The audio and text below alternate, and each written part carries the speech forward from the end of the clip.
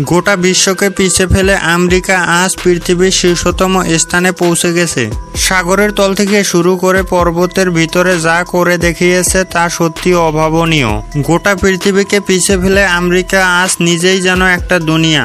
জানলে অবাক হবেন আমেরিকার এই সাফল্যের পিছনে লুকিয়ে রয়েছে কিছু দানব আকৃতির মেশিন। কি এই মহাশক্তিশালী দানব আকৃতির মেশিন যা গোটা পৃথিবীকে গ্রাস করে নিয়েছে? তো চলুন দেখে আসি। Tunnel boring machine. পর্বতমালার মধ্যে দিয়ে সুড়ঙ্গ নির্মাণের সময় কতই না চ্যালেঞ্জের মুখোমুখি হতে হয়, যেমন বিভিন্ন ধরনের শিলাখণ্ড আর বিস্ফোরণের সমস্যা রয়েছে। কিন্তু এই মেশিনের ব্যবহারে সত্যি অভাবনীয় কিছু করে দেখিয়েছে।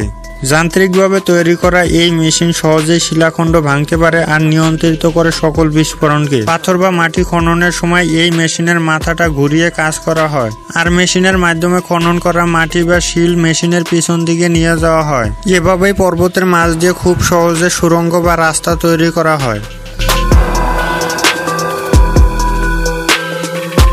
NFM tunnel machine. এই মেশিন শুধুমাত্র পর্বতের গুহা বা তার মাঝ দিয়ে রাস্তা বানানোতেই সীমাবদ্ধতা না, বরঞ্চ বিভিন্ন শিলাস্তরের মধ্যে দিয়ে বৃত্তাকার সুড়ঙ্গ খনন করতে ব্যবহৃত হয়। আর সেজন্য মেশিনের প্রতিটি পার্ট শক্ত উপাদান দিয়ে তৈরি। তবে এই মেশিনের ব্যাস 1 মিটার থেকে শুরু করে 17 মিটার পর্যন্ত হতে পারে।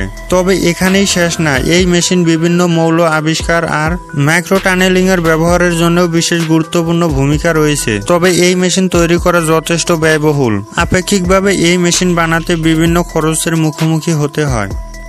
ব্যাগার 288 মেশিন। এই মেশিনটি একটি ট্রাকে করা মেশিন, যা মাইনিং কোম্পানি রায়ান ব্রাউনের দ্বারা তৈরি করা হয়েছিল।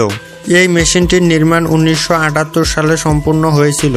সেই সময় এটি বিশ্বের সবচেয়ে ভারী মেশিন বলে ধারণা করা হয়, আর এর ওজন 13,500 টন। এত বড় এই দানব আকৃতির মেশিনটি ডিজাইন করতে প্রায় 5 বছর লেগে গিয়েছিল।